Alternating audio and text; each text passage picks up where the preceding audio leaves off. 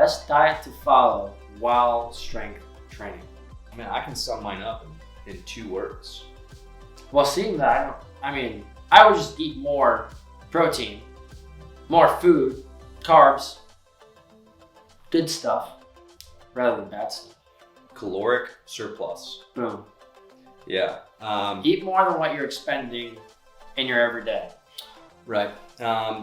So rather, that would be such a terrible way to answer that question. We should just cut right to the next one. Like, that's all you get. Caloric surplus. Go Google that. So let's look at dietitians and nutritionists. You hire a nutritionist to help you with whatever your goals are. And so for this question, it's I want to get bigger. They then send you a PDF or an email of exactly what you're going to eat for each meal, and it has calories, it has protein, so your macronutrients, protein, carbs, fat. Mm-hmm. It comes back and you're saying, wow, this must have taken them forever.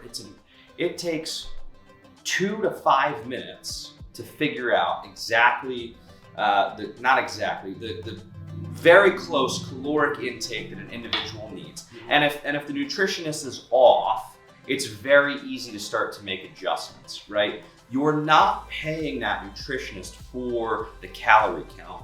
You're paying them to help with behavioral change. And so the eating more isn't the hard part. The hard part is making yourself eat more. And I see this all the time. If someone says, hey, you know what? I want to get stronger. Right. And a coach says, well, eat more. And then they follow it for a few weeks. And then they take a shower and they walk past the mirror and they peek at the mirror and I don't have that 8-pack I used to have. Right. And what do? Well, now I have to stop eating the calories. And now I'm sure we've heard this before, the yo-yo diet, right? And so I would say if you truly are someone who wants to gain weight or strength, mass moves mass, you have to gain weight, you have to be patient. And so for my young men, it's typically young men who want to get bigger and get stronger, is I tell them, like, at a bare minimum, you have to give me 3 months of staying on a caloric surplus. And it is hard, but once they accept that challenge and once they know, hey, you know what? It's wintertime. I'm not going to the beach. I can afford hibernation season, right. Baby. It's sweatshirt season. Like, you can hide that, right? So yeah, I think we can go a little bit deeper because I do think that I think, Thomas, you were, more protein, carbohydrates, and things like that. Yeah. But I did kind of want to get that sort of like. And I do want to clarify too, like, we're not just eating anything that's in our sight, like eating appropriate foods, not just like chips and potatoes, whatever. Like good, dense, healthy foods, polyunsaturated. Fancy word. Can you use that in an acronym? Because then you'd be 3 for 30. That would be a lot. No, yeah. I can't. Junk food versus what we would say healthy foods, right? What I would caution you is don't fall victim to these claims of, like, you can't eat late at night, or you have to do this, or calories in versus calories out. All right, there's a lot of trends out there, and this is more for people. I have an acronym. Go. KISS. Keep it simple, stupid. He's 3 for 3. He's 3 for 3. I will have an acronym by the end of this. The trends and these diet fads and these, I call them charlatans, who are selling you on just ridiculous, whatever it may be. If you want to lose weight, you need to eat less calories than you're burning, right? Mm-hmm. And if I want to maintain, it should be an even split. And if I want to gain, I am going to eat more than I'm burning. So I think, and that's beautiful. Keep it simple. Like, when it comes to nutrition, we want some convoluted, like, tell me some secret formula that's going to help me, whatever, when it really is just eat enough to reach your goals. And I think I constantly remind myself, Rome wasn't built in a day. Right. Like, it's not going to happen at a snap of a finger. Like, it takes time. Right. Yeah. So, should you train in season? Hot topic. Yeah. This one, there's two camps in this one, and they're ready to go to war. And they're either with us or without us. Yeah, I will Well, die. no, I will die. But what? I will I die on this hill of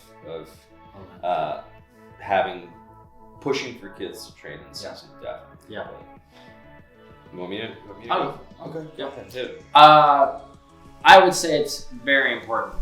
I have numerous examples, and just even thinking future for when I'm blessed with a child, or willing, we're able to have one day.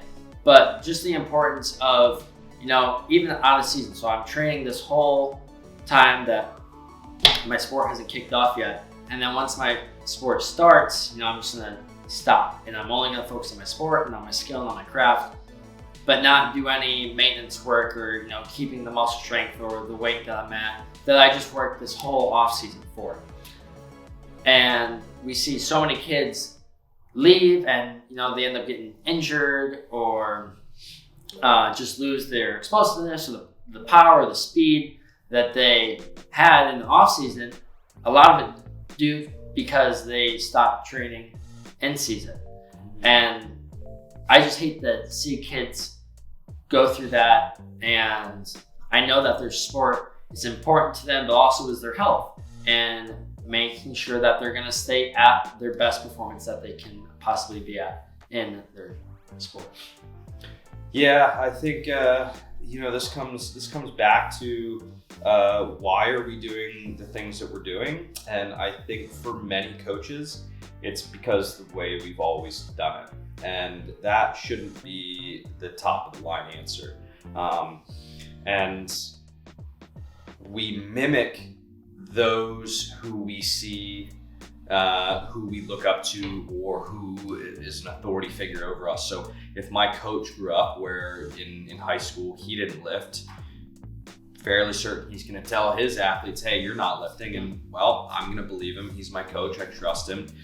We also look at professional athletes who aren't lifting in season. And I think it's important for us to understand, especially with that one, is they've been playing 20, 30 years since they were little kids.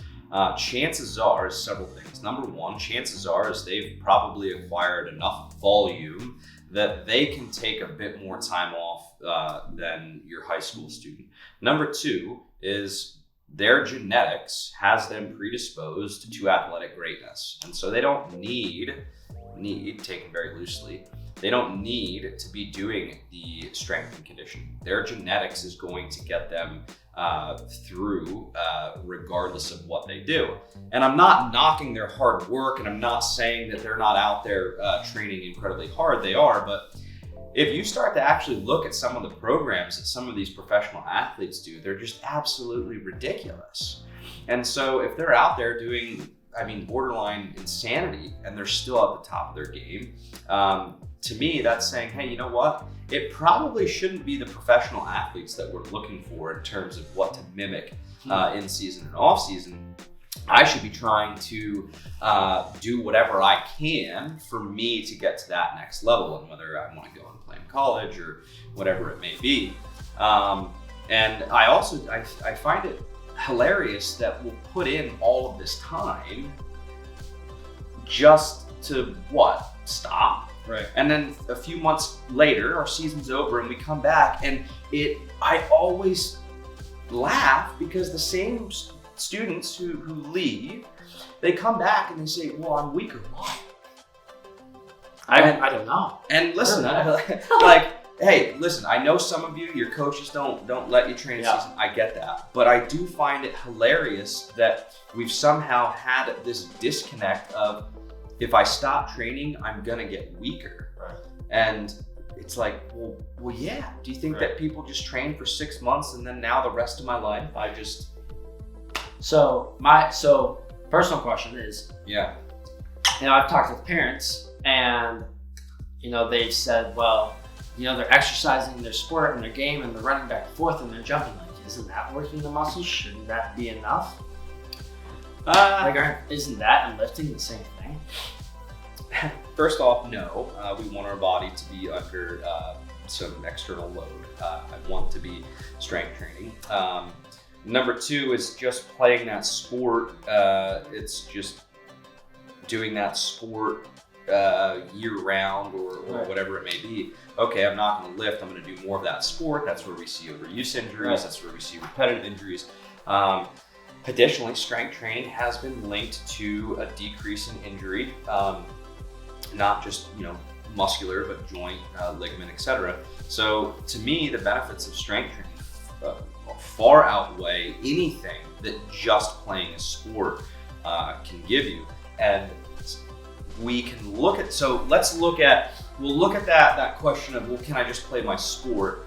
And we'll look at the literature that we have on the different components of what we call athleticism. So you can Google this. I would encourage every parent and athlete out there to Google rate of decay or rate of residual effects.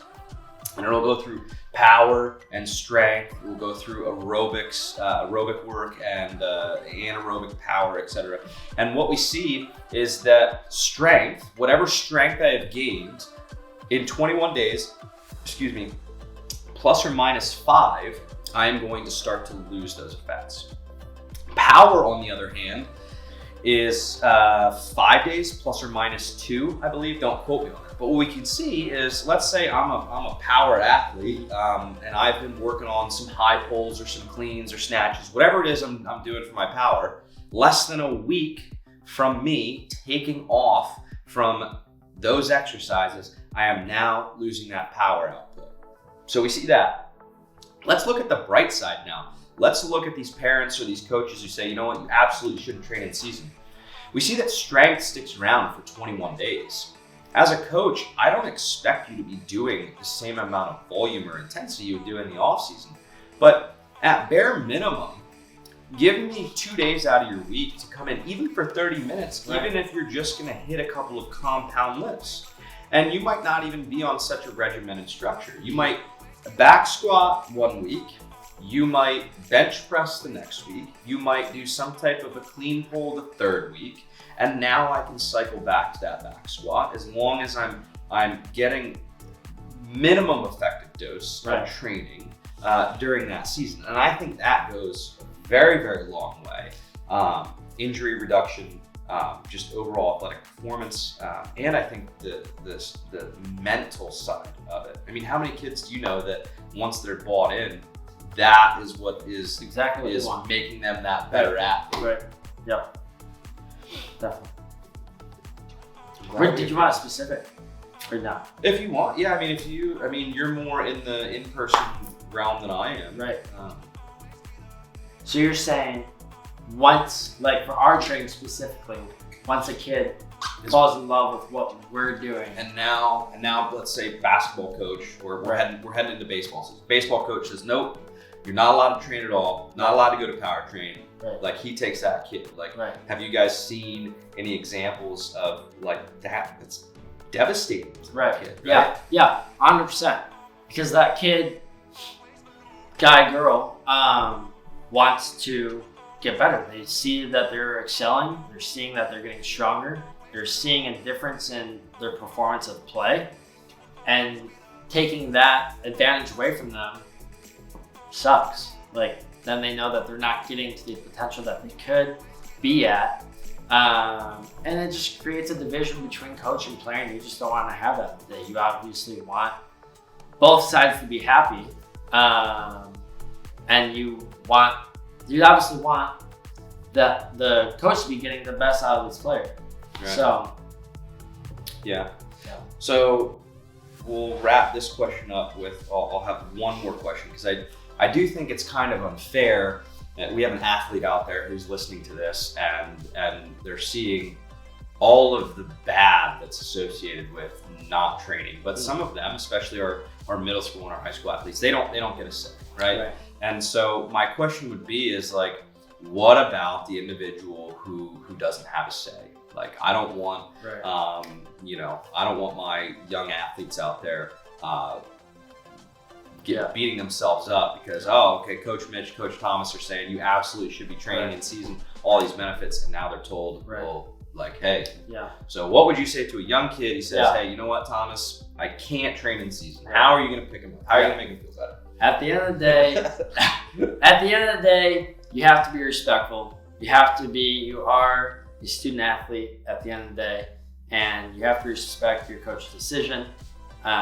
Take care of your body as much as you possibly can, but also understand that you have a duty to do, and just rock it at your sport. Yeah. What would you say?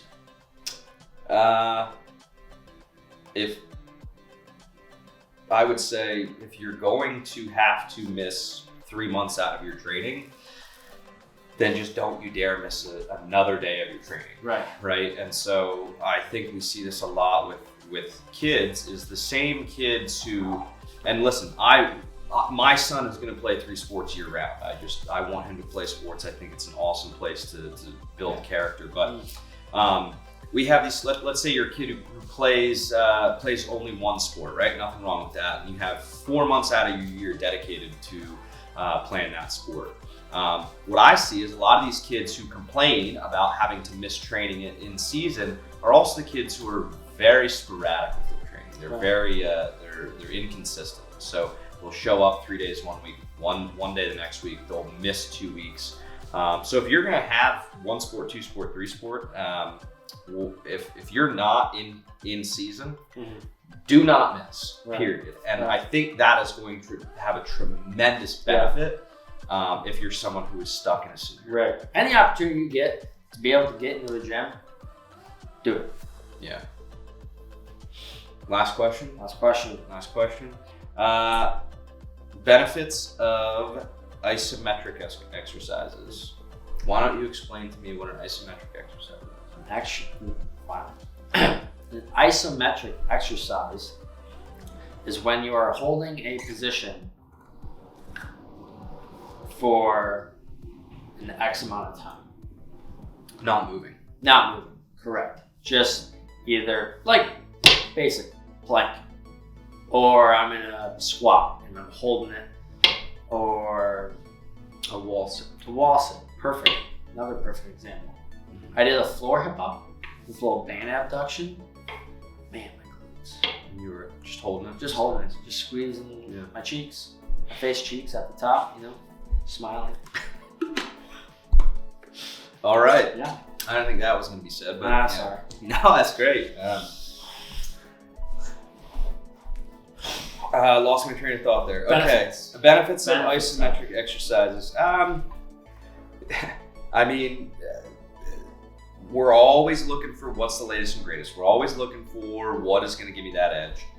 My opinion, isometrics aren't going to give you an edge, but they do have a purpose. And I think for a lot of us, I think it's a great place to start. And I also think it's a great way to come off of a period of high intensity, or it's a great way to come off a period of a lot of volume.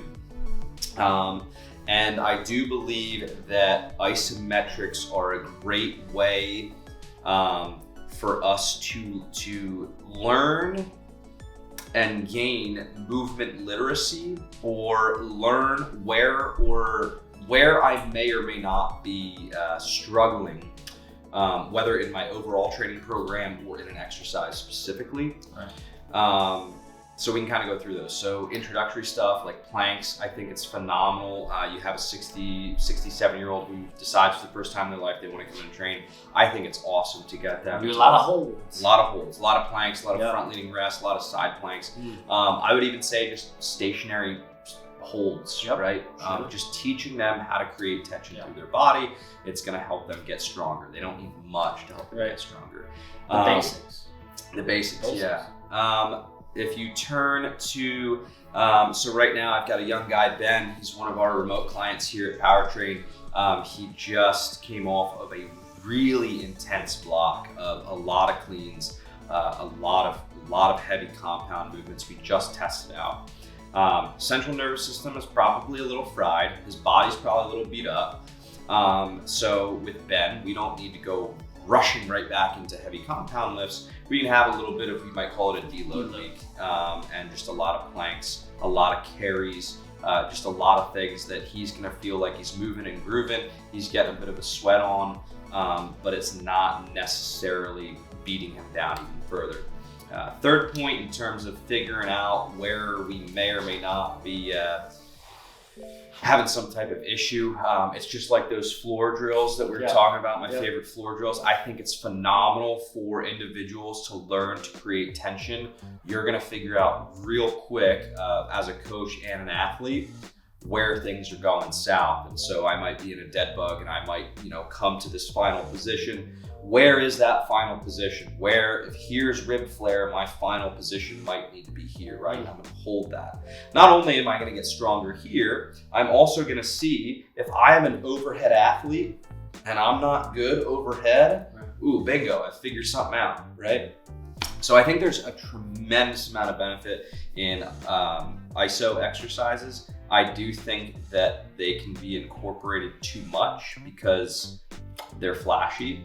And so I know this is our last question. I don't have any acronyms, but I will give you like a good, like this one, if you can, people like this, is sensation does not equal stimulus, right? And too many people are chasing the sensation when we need to chase the stimulus. So the stimulus of a core exercise, of a plank, is, we can say, I want this person to learn how to feel where ribs and hips are. That, as a coach, that's what I would say, right? But someone might constantly chase that plank because they feel the burn. Right.